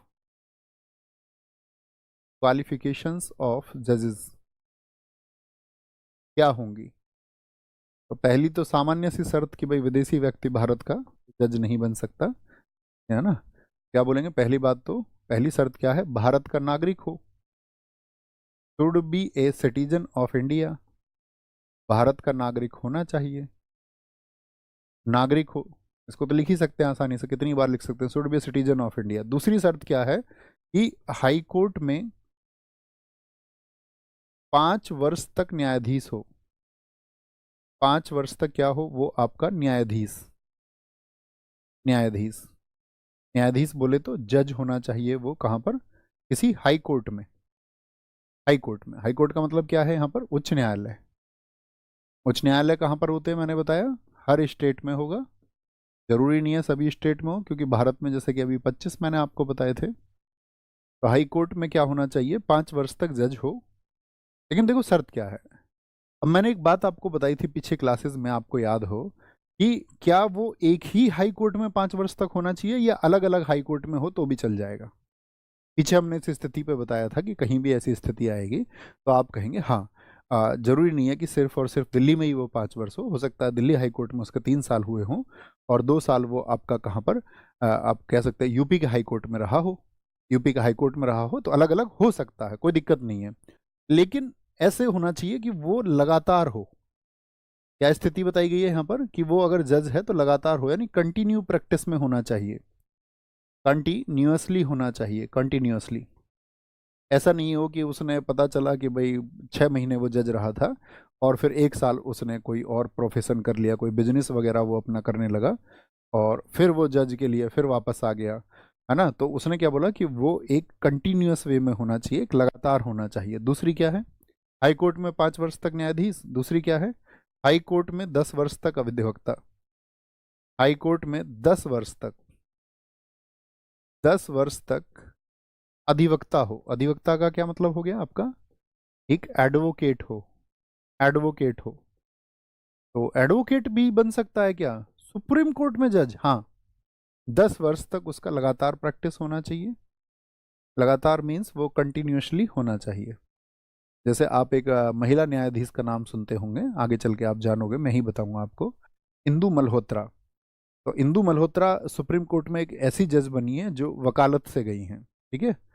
आपका याद रख लेना इस बात को, ठीक है। एक व्यक्ति और थे, शायद उनका नाम अभी मुझे ध्यान नहीं आ रहा है, मतलब एक तो इंदु मल्होत्रा तो श्योर ही हैं, एक और थे MM करोनी, उनका शायद कुछ नाम इस तरह से था, तो MM कुछ करके याद है मुझे। तो क्या बोलेंगे, ऐसा भी हुआ है, ठीक है। याद रखना है आपको, ये बड़ी इंपॉर्टेंट है कि वकालत से भी गए हैं। तो हाई कोर्ट में कितना हो गया आपका? और एक चौथी बड़ी कठिन शर्त है, राष्ट्रपति की नज़र में विधिवेत्ता हो। राष्ट्रपति की नज़र में एक विधिवेत्ता वो हो। विधिवेत्ता का मतलब होता है कि जूरिस्ट हो उसकी, विधिवेत्ता अर्थात एक ज्यूरिस्ट हो। Should be A jurist in the I of president, राष्ट्रपति की नजर में होना चाहिए। कोई दिक्कत? एम सीकरी, बहुत, एक बच्चे ने एकदम ठीक लिखा है, बहुत थैंक यू, नवीन सर का छोटा भाई और निशु पटेल जी, हाँ मैं इनका नाम भूल रहा था, एम सीकरी, बहुत बढ़िया, मुझे याद आया एम कुछ ऐसे करोरी करके कुछ था, एम सीकरी, बहुत थैंक यू, आप सबने याद दिलाया, वेरी गुड। सर अधिवक्ता को वकील बोल सकते हैं? हाँ बिल्कुल बोल सकते हैं, मैंने पिछली क्लासेस में उसका अंतर आपको समझा दिया है कि एडवोकेट में, लॉयर में और बैरिस्टर में क्या अंतर होता है, किसको कब क्या बोलेंगे, है ना, कब किसको कब क्या बोलना है। तो याद रखेंगे न्यायाधीश बनने की ये आपका क्वालिफिकेशंस है, ये 124 के 3 में बताई गई हैं। किस में बताई गई हैं? 124 1 में सुप्रीम कोर्ट को बताया गया, 124 3 में उसमें न्यायाधीश होंगे तो न्यायाधीशों के लिए क्या योग्यताएं होंगी ये बता दिया गया। फिर आता है आर्टिकल 124 2, क्योंकि ये बहुत बड़ा और एक विवादित चीज है, इस पे सरकार बहुत बार टकराई है। अब आप देखना, देखो पहले मैं आपकी जो अब तक मैंने आपको पढ़ाया है उसके अनुसार मैं आपसे कुछ क्वेश्चन पूछ लूं कि आप कितना ध्यान से पढ़ते थे। पहली बात मुझे बताइए, अगर मंत्रिमंडल राष्ट्रपति को कोई सिफारिश करेगा तो राष्ट्रपति को उसको मानना पड़ेगा, हाँ या ना? अभी एसएससी सीजीएल मेंस में पूछा गया था, बड़ा अच्छा क्वेश्चन, कि जो मंत्रिमंडल की सलाह है उसको मानने के लिए उसको बाध्य कर दिया गया सुप्रीम कोर्ट को मानने के लिए, 2023 बोल रहा हूँ सॉरी, 2024 के मेंस में सीजीएल में, कि उसको बाध्य कर दिया गया किससे? 44वें संविधान संशोधन से। 42वें में तो कहा गया था कि भाई एक बार आपका क्या बोलेंगे कि उसको हटा दिया गया, लेकिन 44वें में क्या कर दिया गया कि भाई उसको एक बार बोल दिया गया कि पुनर्विचार के लिए तो भेज सकता है, लेकिन पुनर्विचार के बाद में फिर से आएगी तो बाध्य है, उसको उसको मानना ही पड़ेगा। यही बातें थी, हाँ जी यही बातें थी। अब देखना इसी का फायदा क्या होगा और इसी से क्यों कन्फ्रंटेशन की स्थिति आएगी, क्यों टकराव हो जाएगा भारत की कार्यपालिका और न्यायपालिका के बीच में, क्यों सुप्रीम कोर्ट और सरकार एक दूसरे के खिलाफ इस मामले पर रहते हैं हमेशा, और ये भारत का एक विवादित विषय है। और आप देखना इसको, इन विवादों को जन्म कैसे कैसे दिया था। तो सबसे पहले आप लिखना, न्यायाधीशों की नियुक्ति कौन करेगा? अब न्यायाधीश होंगे ये तो हमने जान लिया, ये व्यक्ति न्यायाधीश बन सकता है। अब बात आती है न्यायाधीशों की नियुक्ति की। नियुक्ति किसके द्वारा होगी? वो होगी राष्ट्रपति के द्वारा, और राष्ट्रपति द्वारा होगी, ठीक है, यानी अपॉइंटमेंट ऑफ जजेस, अपॉइंटमेंट ऑफ जजेस बाय प्रेसिडेंट, ये तो याद ही रखना है हमेशा, एक राष्ट्रपति के द्वारा होगी, ठीक है। और इसमें एक बात की गई थी, जब शुरुआती दौर की मैं बात कर रहा हूँ, कि ये क्या करता था, सुप्रीम कोर्ट और हाई कोर्ट के जो जजेस होते थे कि जज से सलाह करता था इस बारे में। अभी इस बात को लिखना मत, अभी सिर्फ ऊपर वाली बात लिखे। क्या होता था कि जब किसी व्यक्ति को सुप्रीम कोर्ट में अगर न्यायाधीश बनाना होता था, तो जिनको न्यायाधीश बनाना होता था तो वो क्या करता था, सुप्रीम कोर्ट में जो अन्य न्यायाधीश हैं या जो हाई कोर्ट है, यूपी का हाई कोर्ट, दिल्ली का हाई कोर्ट, कोई शर्त नहीं थी, मतलब कि जिसको राष्ट्रपति जिनसे चाहे उनसे सलाह ले सकता था। जैसे यूपी के 4 जजेस को उन्होंने एक लेटर लिख दिया, या 4 जजेस से मीटिंग कर ली और पूछा कि भाई मैं इनको बनाना चाह रहा हूँ, तो उनसे डिस्कस कर लिया, मतलब जिनसे चाहे उनसे डिस्कस कर सकते थे। लेकिन उनकी सलाह जो थी वो बाध्यकारी नहीं थी। इस लाइन को अभी लिखेंगे नहीं क्योंकि हम इसको मिटाएंगे अभी, अभी आपके समझने के लिए। तो इनकी जो आपका एडवाइस होती थी ये कैसी थी? नॉट बाइंडिंग थी, तो इस सलाह को माने या ना माने, ठीक है, ठीक है, ये क्या थी? बाध्यकारी नहीं थी, बाध्यकारी नहीं थी, बाध्यकारी नहीं थी, नॉट बाउंडिंग। लेकिन आप सबको एक बात मैंने ये सिखाई है कि राष्ट्रपति अगर किसी की नियुक्ति कर रहे हैं, और राष्ट्रपति को सलाह कौन दे सकता है? राष्ट्रपति को सलाह दे सकता है आपका मंत्री परिषद, बोलो फटाफट से या नहीं, यानी कैबिनेट ऑफ मिनिस्टर्स, ये मंत्री परिषद जो है ये सलाह दे सकता है, हाँ, और इसकी जो सलाह है वो बाध्यकारी है।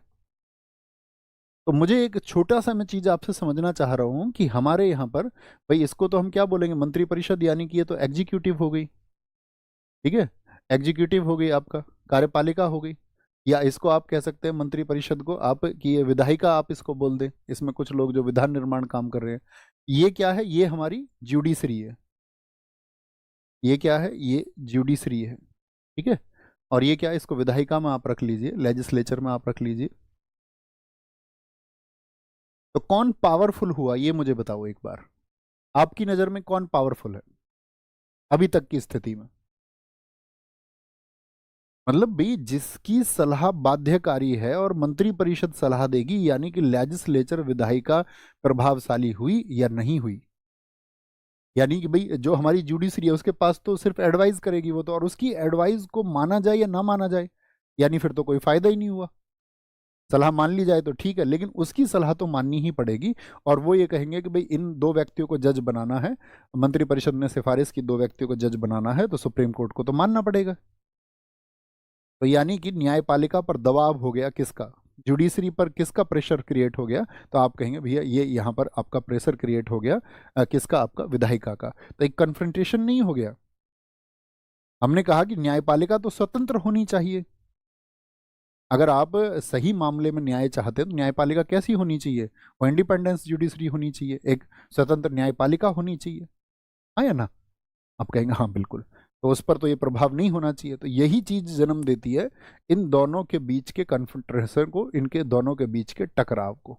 तो इनके बीच में एक टकराव की स्थिति बनती है, और उस टकराव की वजह से क्या होता है याद रख लेना। नोट बनाना आप चाहे तो आप, मैंने तो लिखने के लिए मना ही किया था आपसे। तो अब आप समझना कि वर्तमान में जो न्यायाधीशों की नियुक्ति होती है, क्या क्या निकल के आया और कैसे निकला? वर्तमान में न्यायाधीशों की नियुक्ति, न्यायाधीशों की जो नियुक्ति होती है,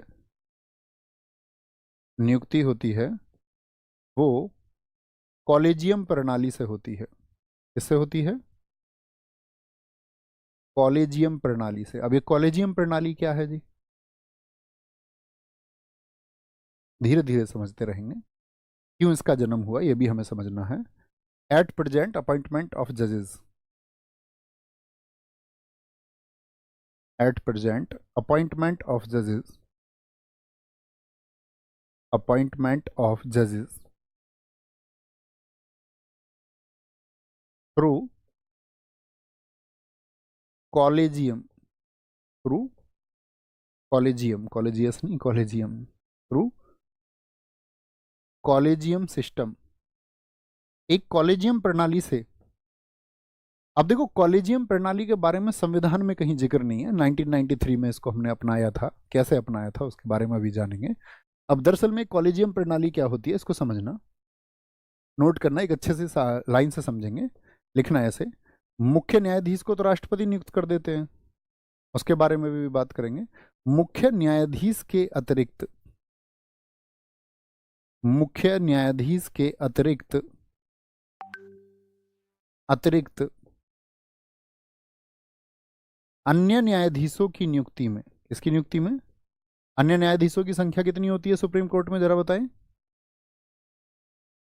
उनकी बात हम कर रहे हैं। अन्य न्यायाधीशों की नियुक्ति में, अन्य न्यायाधीशों की नियुक्ति में, नियुक्ति में मुख्य न्यायाधीश, मुख्य न्यायाधीश और चार अन्य वरिष्ठ न्यायाधीश, चार अन्य वरिष्ठ न्यायाधीश,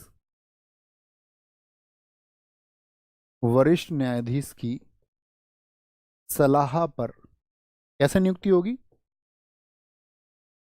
मुख्य न्यायाधीश को तो हमने छोड़ दिया, इनको तो सीधे राष्ट्रपति नियुक्त करेंगे। किन स्थितियों में नियुक्त करेंगे उसकी अभी बात करेंगे। हम बात कर रहे हैं अभी कि अतिरिक्त अन्य न्यायाधीश, अतिरिक्त अन्य न्यायाधीश कौन से हो गए?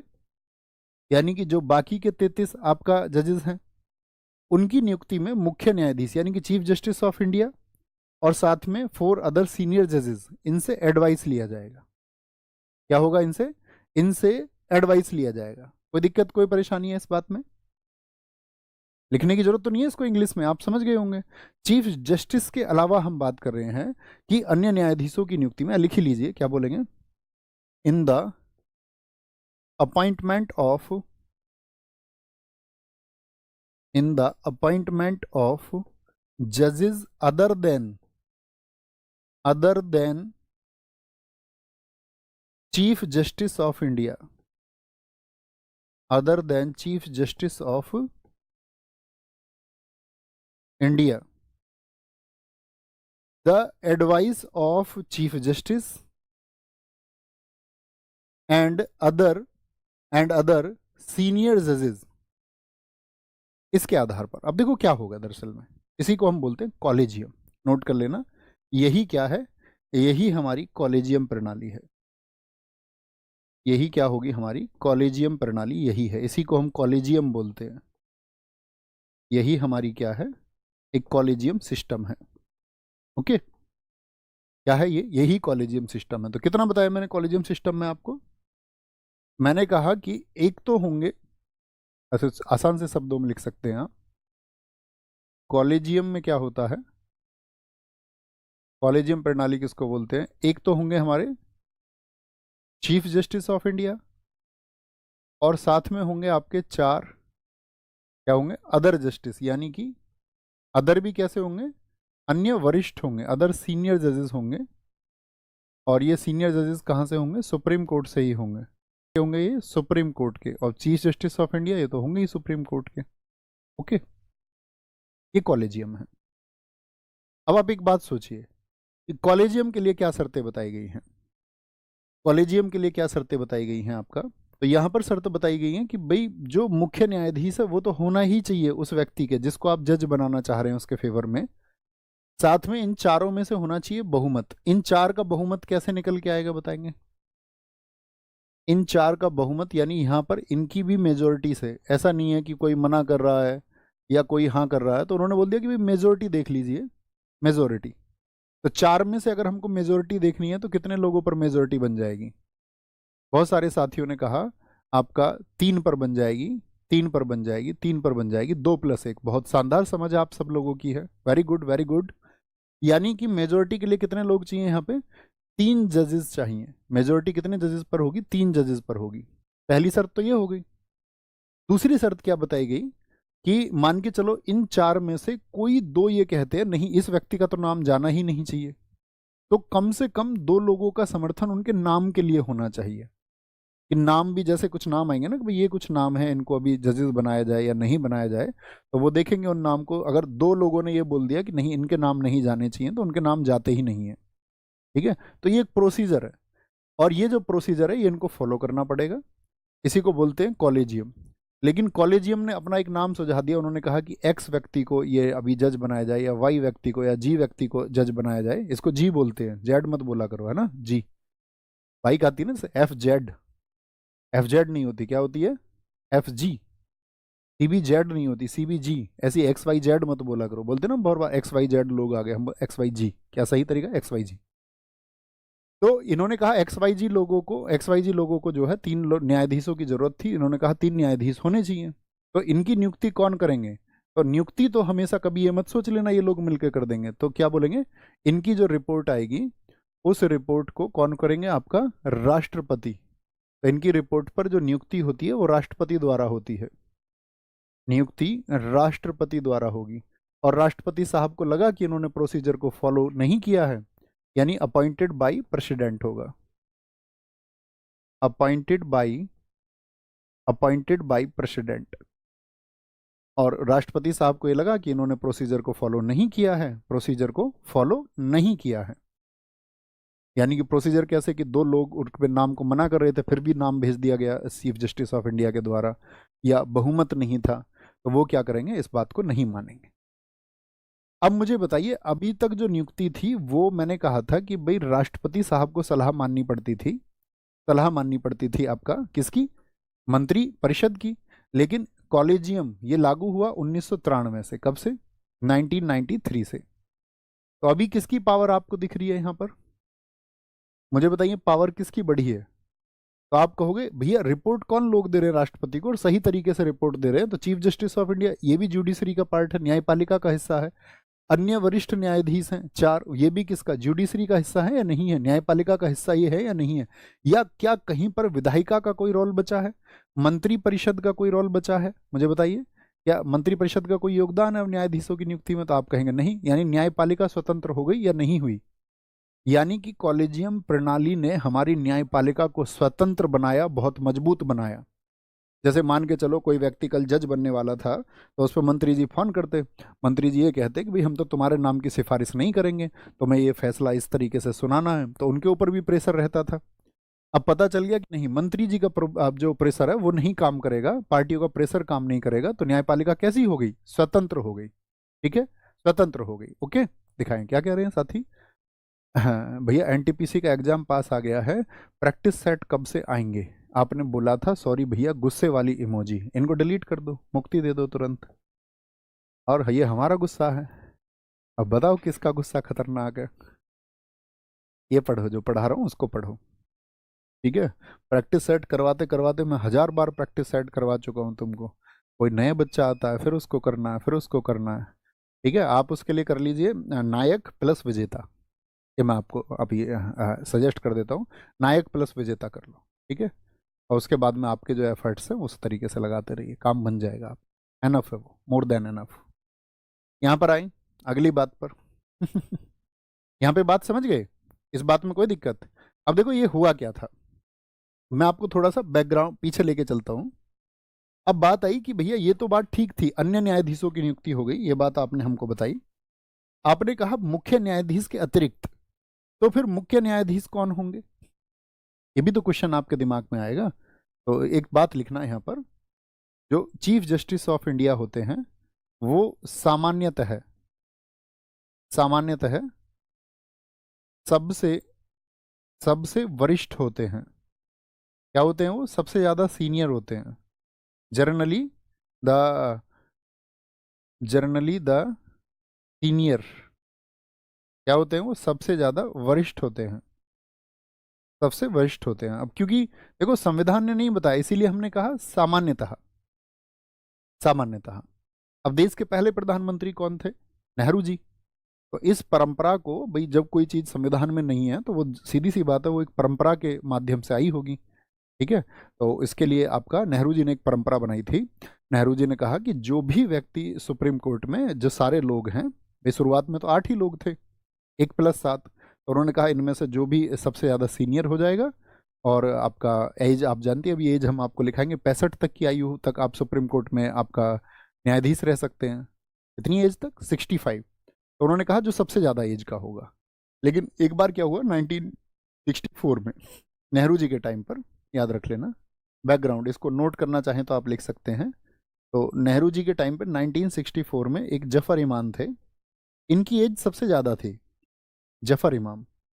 तो जब से एज इनकी सबसे ज़्यादा है तो ये चीफ जस्टिस ऑफ इंडिया बनने चाहिए थे, भारत के मुख्य न्यायाधीश बनने चाहिए थे या नहीं? आप कहेंगे हाँ।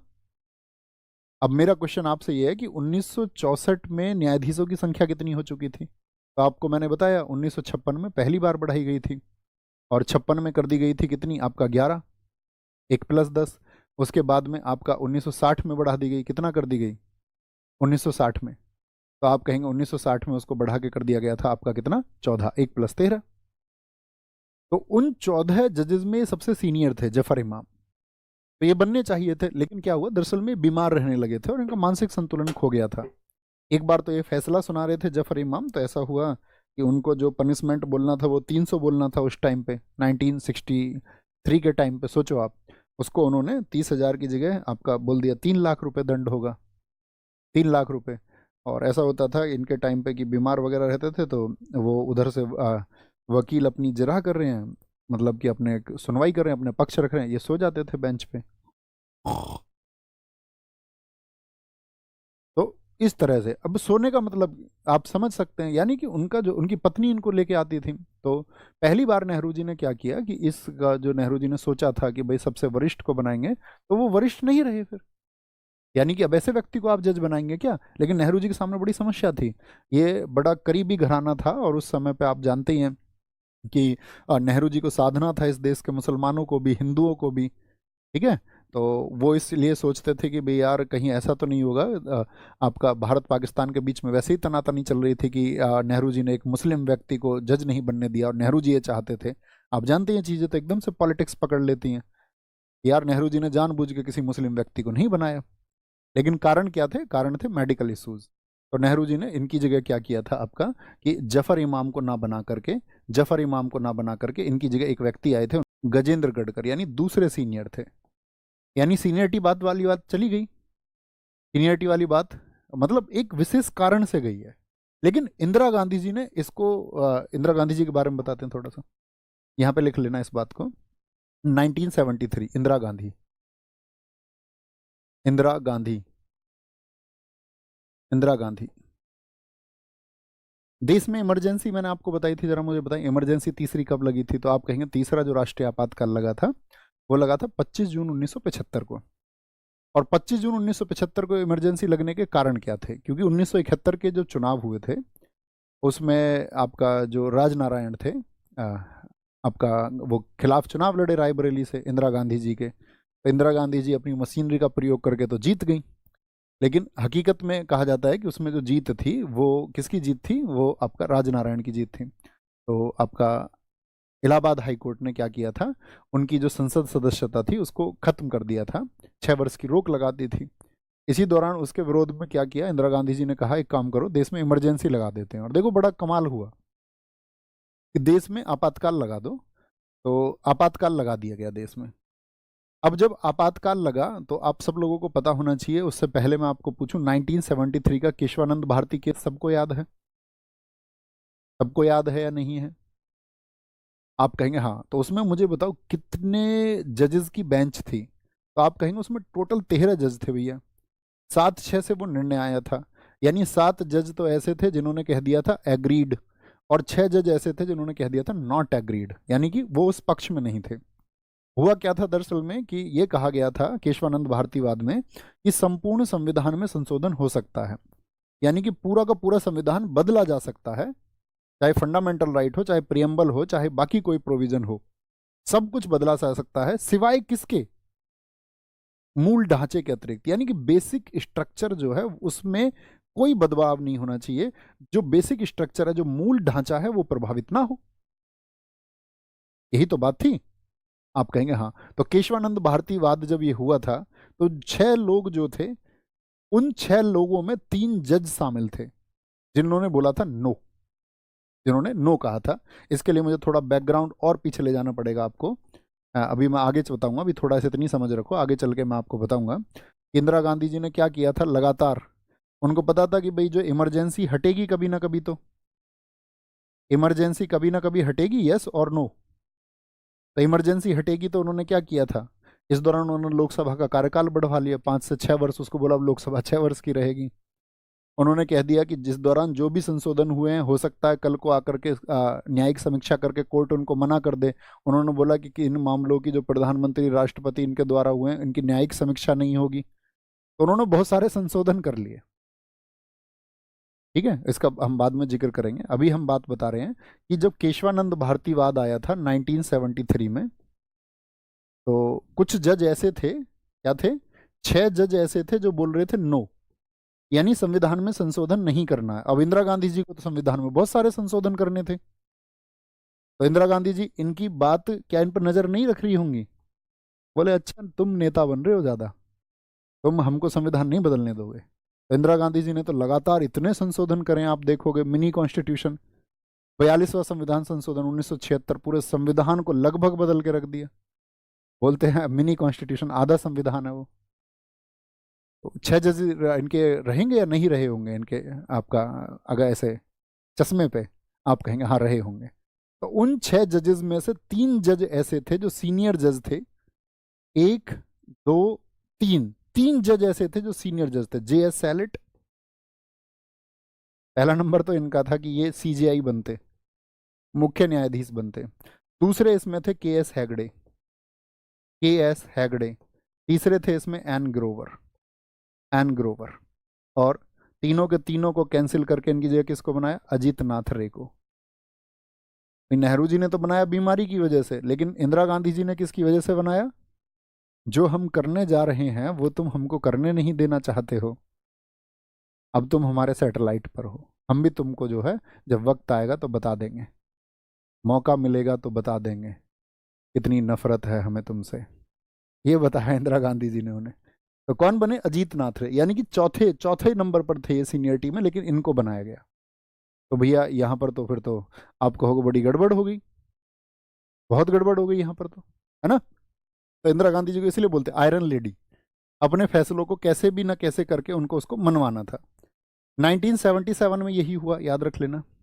1977 में भी यही किया। यहाँ पे बनने थे M H Beg, M H Beg, और एम एच बेग को नहीं बनने दिया। एम एच बेग की जगह बनाया गया आपका ए खन्ना, सबसे वरिष्ठ होते हैं। और इस बात को याद रख लेना, इसको क्या बोल दिया मैंने, 1993 से अनिवार्य कर दिया गया। अब इसमें प्रधानमंत्री कुछ नहीं कर सकते, इंदिरा गांधी जी ने किया, तो 1993 से इसको अनिवार्य कर दिया गया। और इसको, इसके लिए केस है, उसको याद रख लेना, supreme court advocates on record. कौन सा केस था?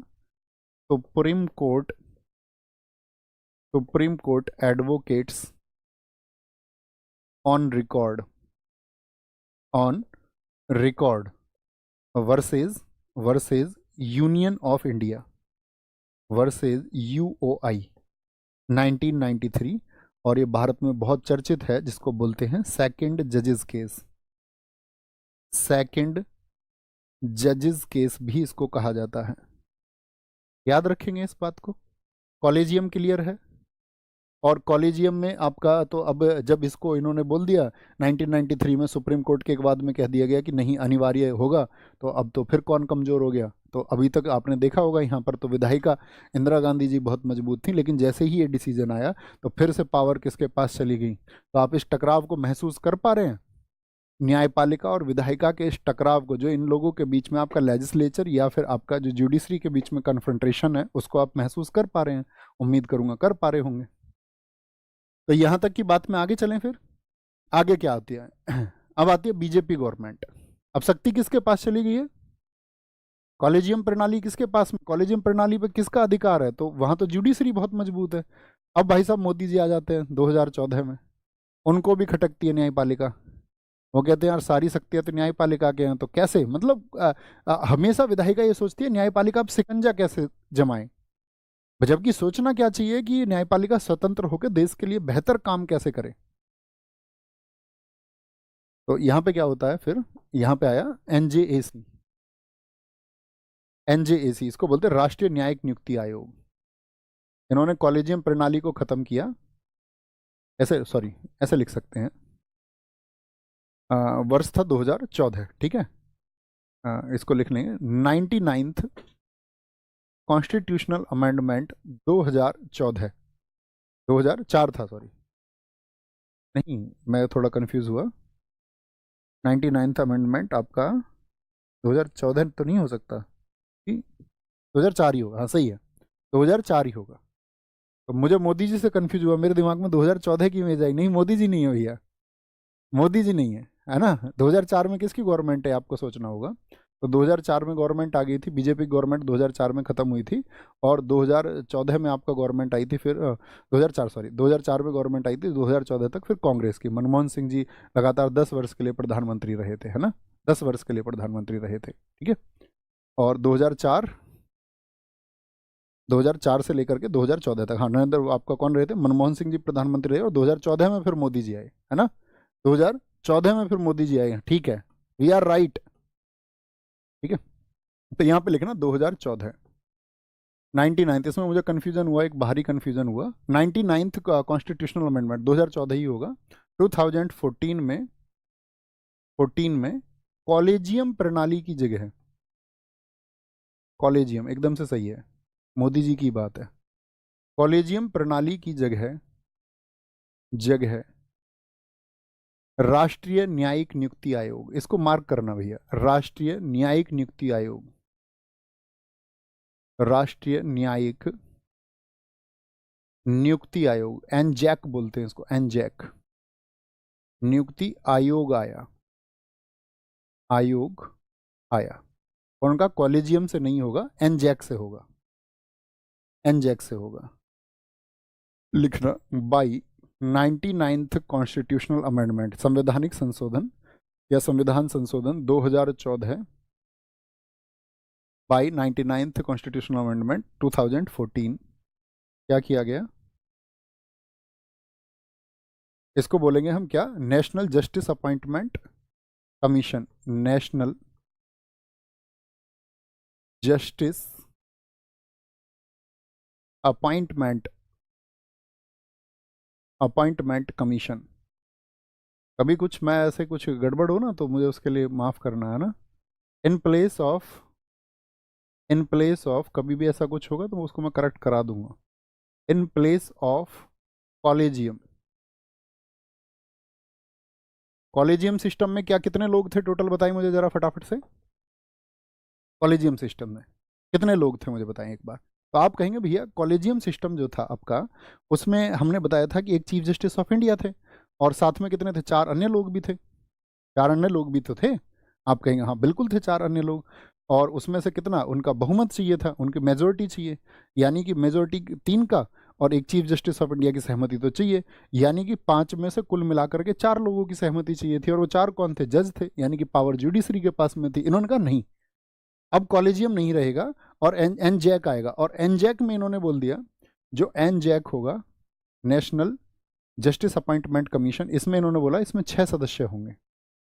एन जैक में कितने होंगे, 6 सदस्य होंगे। और वो 6 सदस्य कैसे होंगे, तो उनके लिए कहा गया 6 सदस्य होंगे ऐसे। एक तो चीफ जस्टिस ऑफ इंडिया होंगे, एक तो कौन होंगे, चीफ जस्टिस ऑफ इंडिया होंगे।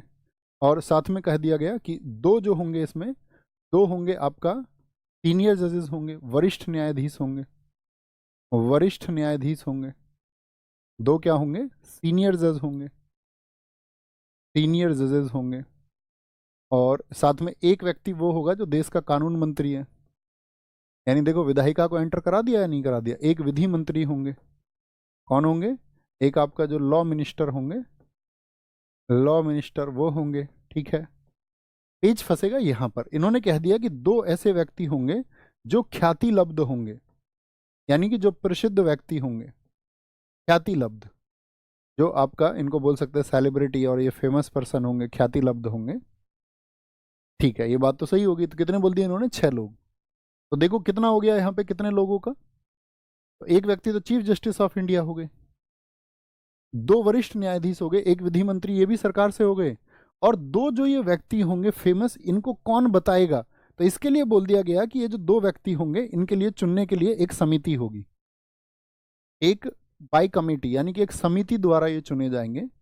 और एक समिति द्वारा जो ये चुने जाएंगे, वो समिति में कौन होगा, उस समिति में आपका चीफ जस्टिस ऑफ इंडिया होंगे, साथ में आपका प्राइम मिनिस्टर होंगे, और जो लोकसभा में अपोजिशन के लीडर हैं, लोकसभा में विपक्ष के नेता हैं, लोकसभा में विपक्ष के नेता। तो देखो जरा, शामिल हो रहा है आपका विधायिका या नहीं, अपोजिशन लीडर इन लोकसभा, लिख लेना इसको, अपोजिशन लीडर इन लोकसभा। तो विधायिका एंटर हो गई।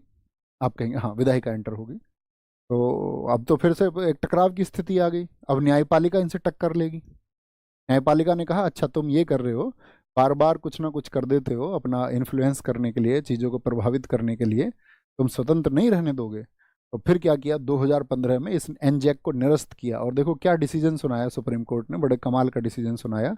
क्योंकि मुझे बताओ आप एक बार, संविधान की व्याख्या का अधिकार किसके पास में है, संविधान की व्याख्या कौन करेगा, इंटरप्रिटेशन ऑफ कॉन्स्टिट्यूशन, ये राइट किसका है, तो सुप्रीम कोर्ट ही तो करता है। हमने क्या बताया था, जिस शब्द को या कहीं पर भी आपका अगर उसकी व्याख्या सही ढंग से संविधान में नहीं की गई है, तो हमको किस पर डिपेंड करना पड़ेगा, सुप्रीम कोर्ट के निर्णयों पर, कि उस निर्णय में ये परिभाषा दी गई है। तो बड़ा अच्छा एक डिसीजन आया 2015 में। उन्होंने कह दिया कि जो ये एक्ट है, जो एनजैक है, ये न्यायपालिका की स्वतंत्रता को बाधित करता है। और साथ में न्यायपालिका की स्वतंत्रता को बताया गया कि वो मूल ढांचा है, वो संविधान का मूल ढांचा है, यानी उसको बेसिक स्ट्रक्चर ही बता दिया गया। और बेसिक स्ट्रक्चर में क्या बदलाव हो सकता है, या ऐसी कोई चीज़ जो बेसिक स्ट्रक्चर को प्रभावित करती है उसको लाया जा सकता है क्या। तो फिर इसको भी खत्म कर दिया गया 2015 में, एनजैक को निरस्त कर दिया गया, याद रख लेना। क्या हवाला दिया गया, बहुत इंपॉर्टेंट बात है। गठन 2014 में हुआ, अगले वर्ष ही 2015 में ये निरस्त कर दिया गया। रिपील्ड इन, लिख लेना इस बात को, इसको रिपील कर दिया गया, रिपील्ड इन 2015। और क्या कहा गया कि ये आपका मतलब एक न्यायिक समीक्षा की गई, ऐसे समझ लो, एक जुडिशियल रिव्यू, क्योंकि सुप्रीम कोर्ट के पास में अपनी न्यायिक समीक्षा का, अपने निर्णयों का भी अधिकार है उसके पास में। एक जुडिशियल रिव्यू किया गया, कल की क्लास में हम आपको बताएंगे जुडिशियल रिव्यू क्या होता है, जुडिशियल एक्टिविज्म क्या होता है, न्यायिक सक्रियवाद, ये सब क्या होते हैं। तो इन्होंने कह दिया कि भैया ये जो न्यायपालिका की स्वतंत्रता में बाधा है, और न्यायपालिका की स्वतंत्रता में बाधा उसको बोल दिया गया। और न्यायपालिका की स्वतंत्रता में बाधा यानी कि न्यायपालिका की स्वतंत्रता तो क्या है भाई, हमारे यहाँ पे कहा गया है हमारे न्यायपालिका कैसी है, वो स्वतंत्र है। स्वतंत्र है यानी कि वो उसका मूल ढांचा है, यानी कि hinder in independence of judiciary, hinder in independence, independence of judiciary, judiciary. ठीक है, कोई दिक्कत इस बात में? बात क्लियर है? न्यायपालिका की स्वतंत्रता में उसको बाधा पहुंचा दिया,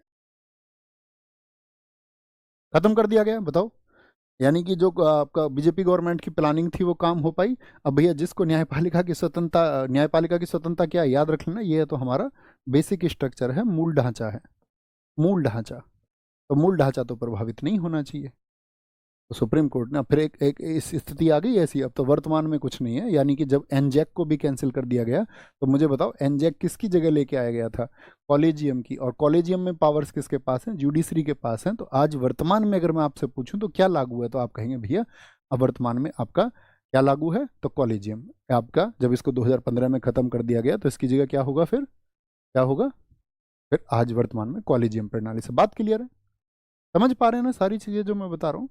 ये बहुत जटिल चीज़ें हो सकती हैं अगर आप ध्यान से नहीं सुनोगे, और अगर आप ध्यान से सुन रहे हैं तो आपको सारा कॉन्सेप्ट ही क्लियर हो जाएगा। अच्छा, ऐसा क्यों किया जा रहा था, फिर वो रटने की जरूरत नहीं है आपको। एन जैक 2015 में आया, आप खुद ही समझ जाओगे। गवर्नमेंट आई 2014 में, ठीक है। 1993 से कॉलेजियम चल रहा था, तो गवर्नमेंट हमेशा उसके खिलाफ में होती है। विधायिका हमेशा चाहती है कि मेरी शक्ति किस पर हो, अब मेरी शक्ति होनी चाहिए किस पर, न्यायपालिका पर। न्यायपालिका चाहती है नहीं, हम स्वतंत्र रहें, तो उसके लिए सारा कन्फ्रंट्रेशन है, उसके लिए सारा टकराव है। क्लियर है ना कॉन्सेप्ट एकदम से? ओके। फिर आता है हमारा, क्या बोलेंगे, फिर कुछ नहीं आता हमारा। ठीक है, आज की क्लास में इतना ही पढ़ेंगे। कल की क्लास में हम जानेंगे, हो सकता है 2 हो या 3 क्लास हो। एक तो तदर्थ न्यायाधीश क्या होते हैं, तदर्थ, ठीक है। और तदर्थ के अलावा हमें जानना पड़ेगा एक आपका कार्यकारी क्या होते हैं, क्यों बनाए जाते हैं, ठीक है। फिर से आपका जो प्रोसीजर है, न्यायिक समीक्षा क्या है सुप्रीम कोर्ट के पास में, उसके मूल क्षेत्राधिकार क्या हैं आपका, ये सारी चीज़ें हमको समझनी है, धीरे धीरे समझते चलें। ओके, कल क्लास इतने ही बजे होगी दोस्त, हमेशा एक ही बजे होती है, कह रहे कितने बजे हैं। और हाँ, एक परमिशन और लेनी थी मुझे आपसे। कुछ बच्चों ने कहा है कितने दिन और चलेगा, दोस्त मुझे नहीं पता है। मैंने फर्स्ट डे में आपको बताया हुआ है ना, ये टॉपिक्स करने हैं, जब तक वो टॉपिक खत्म नहीं होंगे तब तक खत्म नहीं करेंगे। जब तक वो टॉपिक्स जो मैंने फर्स्ट डे पहली क्लास को देखी उसमें टॉपिक्स बताए हुए होंगे आपको, उसमें देख लिया करो, अंदाजा लगा लिया करो उससे कि कितने टॉपिक पर हम पहुंच चुके हैं, कितना % और बाकी है। क्योंकि मैंने आपको बताया था कि बाद में तो जैसे सारी चीज़ें पढ़ लोगे, जैसे मान के चलो सुप्रीम कोर्ट आपने पढ़ लिया, सुप्रीम कोर्ट के कॉन्सेप्ट आप समझ गए, तो फिर हाई कोर्ट आपके लिए बहुत आसान है। बाद में तो सिर्फ आर्टिकल 150 नहीं, आर्टिकल 150 के बाद, हाँ, आर्टिकल 151 के बाद में तो आप देखोगे लगभग कि सारी चीज़ें सिर्फ आपको आर्टिकल भर पढ़ के काम चल रहा है। जैसे ही राज्यपाल आएगा मैं बताऊंगा आपसे कुछ कंपैरिजन करके, आप कहोगे हाँ भैया क्लियर है। Here's a look at my week on Facebook Gaming. Monday morning, I play puzzle games. कोई इशू ही नहीं है, फिर अब मतलब समय घटता चला जाएगा। फिर भी ओवरऑल आप मान सकते हैं लगभग आपका 20 क्लासेस लगभग लगेंगे। मैंने आपको बताया था ना शुरुआत में 40 टॉपिक्स बताए थे मैंने आपको। अब एक टॉपिक में कहीं कहीं पर 2-2 3-3 क्लास हो जाती है। जैसे फंडामेंटल राइट को हमें समझने में बहुत अच्छे से 4-5-6 क्लास लगी है ना। तो टॉपिक्स हमने बताए थे आपको, 40 टॉपिक्स होंगे टोटल, और उसके हिसाब से चीज़ें। ओके भैया, बजट बजट छूट गया है? नहीं, छुटा कुछ नहीं है भैया, छुटा कुछ नहीं है। बजट इकोनॉमिक्स का पार्ट है, छुटा कुछ नहीं है। बजट का जिक्र हम भी करेंगे क्लास में, राज्य के बजट का जिक्र भी आएगा। अब देखो कुछ क्वेश्चन ऐसे हो सकते हैं, मैं आपसे वही क्वेश्चन आज कराऊंगा, ठीक है, जो हमने आज की क्लास में पढ़े हैं। मुझे बताएं, भारत के संविधान के अनुच्छेद 124 और 217 में किससे संबंधित है? 217 214 ये तो हाई कोर्ट से आएगा, तो उसको छोड़िए। अभी आप 124 को जानते हैं, तो क्या है 124 में? 124 में न्यायाधीशों की नियुक्ति है। ओके, न्यायाधीशों की नियुक्ति। यहाँ पर एक क्वेश्चन आप मुझे बताएं, भारत में उच्चतम न्यायालय का उद्घाटन किस वर्ष में किया गया था? अभी यूपीएसआई में पूछा गया है, नहीं उससे भी पिछले में 2023 था वो तो, 1950 में किया गया भैया, 1950 में किया गया, ठीक है। और हमने आपको बताया, बताओ जरा, सर्वोच्च न्यायालय के न्यायाधीशों की सेवानिवृत्ति की आयु 1950 में किया गया, ठीक है। और हमने आपको बताया, बताओ जरा, सर्वोच्च न्यायालय के न्यायाधीशों की सेवानिवृत्ति की आयु क्या है, क्या आयु, क्या एज क्या होती है उनकी, एज क्या होती है, अपने नोट्स में लिखो इस बात को, ठीक है। जो आर्टिकल मैंने बताया ना आपको कहाँ पे, 124 में, उसमें लिख लेना उस बात को, मैंने जिक्र किया था आपसे कि कितनी एज तक रहते हैं, 65 की एज तक होंगे, 65 की एज तक, 65 की एज तक होंगे। कुछ ऐसे क्वेश्चन है इसमें आपका जो ज़्यादा होंगे, क्योंकि आज एक्सप्लेनेशन जो है हमको ज़्यादा करना पड़ा, तो उसकी वजह से कुछ चीज़ें हमारी भारत में, मुझे बताओ, जो न्यायपालिका है उसकी संरचना क्या है, कितने स्तर पे बटी हुई है। तो देखो, इसको बहुत सारे बच्चे गलत कर सकते हैं, तो वो कहेंगे भैया 5 स्तर पर, लेकिन किस में बटी हुई है, हमारा supreme court, high court and district court. क्योंकि जो आपका न्याय पंचायत है उसके फैसले वो कानूनी थोड़ी हैं, ठीक है। मुंसिफ है, मुंसिफ के फैसले जो हैं ये साथी क्या बोलेंगे, ठीक है। मुंसिफ है, मुंसिफ के फैसले जो हैं ये साथी क्या बोलेंगे, एक बड़े फैसले नहीं है। हमारे साथ न्यायपालिका कहाँ से शुरू होती है, डिस्ट्रिक्ट लेवल से, district, high court and supreme court. तो क्या बोलेंगे यहाँ पे, त्रिस्तरीय है, त्रिस्तरीय, हमेशा आंसर इसका याद रख लेना, त्रिस्तरीय है, कैसी है, त्रिस्तरीय है। और यहाँ पर आया ये क्वेश्चन है, ये अच्छा क्वेश्चन है, भारत में सर्वोच्च न्यायालय द्वारा न्यायाधीशों की नियुक्ति के लिए कॉलेजियम प्रणाली को किस वर्ष अपनाया गया था। कॉलेजियम, कॉलेजियम में क्या है पता है ना, 1+4, ठीक है, 1+4 1993 में कॉलेजियम हो गया आपका। कॉलेजियम के बाद में ये हो गया एनजैक, राष्ट्रीय न्यायिक नियुक्ति आयोग। एनजैक किसके द्वारा असंवैधानिक घोषित किया गया था, एनजैक 2014 में आया और 2015 में उसको असंवैधानिक घोषित कर दिया। किसने घोषित किया था, कौन करेगा असंवैधानिक घोषित, तो सुप्रीम कोर्ट ने। किसने, आपका भारत के सर्वोच्च न्यायालय ने, सुप्रीम कोर्ट ने कहा कि भैया ये तो, क्योंकि सुप्रीम कोर्ट को ये तो अधिकार प्राप्त है, आप ये मत लिख देना एग्जाम में कि दोनों आ रहे तो दोनों लिख दूं, क्योंकि संविधान की व्याख्या का अधिकार सिर्फ सुप्रीम कोर्ट को है। उसने कहा ये स्वतंत्रता है, ठीक है, बाकी है, बाकी न्यायाधीश कैसे हटेंगे, न्यायाधीशों का प्रकार ये कल समझे। ओके, कोई दिक्कत, कोई परेशानी, बस धीरे से पढ़ते रहो। एक बच्चे का शुरुआत में क्वेश्चन था भैया सिलेबस जो है वो नवंबर दिसंबर तक हो जाएगा क्या, नहीं, उससे पहले हो जाएगा दोस्त। आप इसकी डेट आपको शुरुआत में, आप पहले मुझे बताओ आप कितने अवेयर हैं, शुरुआत में कब तक बताया गया था, कितने महीने बताए गए थे शुरुआत में जब शुरू किया गया था, हाँ, कितने महीने बताया गया था शुरुआत में, बताएं फटाफट से, पहले वो आंसर दे के जाना है ना सारे लोग, मुझे पता भी तो चले कि जो शुरुआत में थे वो अभी हैं भी या नहीं हैं। 8 महीने, 8 महीने, 8 महीने, सच सच बताना जितना बताया गया था। अभी भी झूठ बोल रहे हैं कुछ बच्चे, या उनको पता नहीं है। आपसे कहा गया था कि इसको पूरा होने में लगभग, जब जीएस की भी मैंने वीडियो बनाई, सब कुछ बनाया और हमेशा एक जैसे शब्द आपको मिलेंगे, 8 to 10 मंथ्स, यानी कि वो दिसंबर से शुरू हुआ तो अब उसके आगे 8 to 10 लगाइए, है ना। तो 8 to 10 तो उतना लगेगा अच्छे से पढ़ने में, धीरे से। ओके, ख्याल रखें अपना बहुत सारा, हाँ, टेक केयर, बाय बाय, जय हिंद। एक क्वेश्चन आपको होमवर्क के लिए दे दूं, जो नहीं भी पढ़ा है वो ऐसा क्वेश्चन देखना चाहेंगे आपसे। ये वाला क्वेश्चन आपको होमवर्क के लिए देते हैं, भारत में जो न्यायिक प्रणाली है वो किस पर आधारित है, बहुत ध्यान से पढ़ के देखना है ना। ये मैं आपकी समझ देखना चाहूँगा, आपकी समझ थोड़ी बहुत डेवलप है, बेशक गलत हो, प्रयास करना। थैंक यू, टेक केयर, मिलते हैं कल।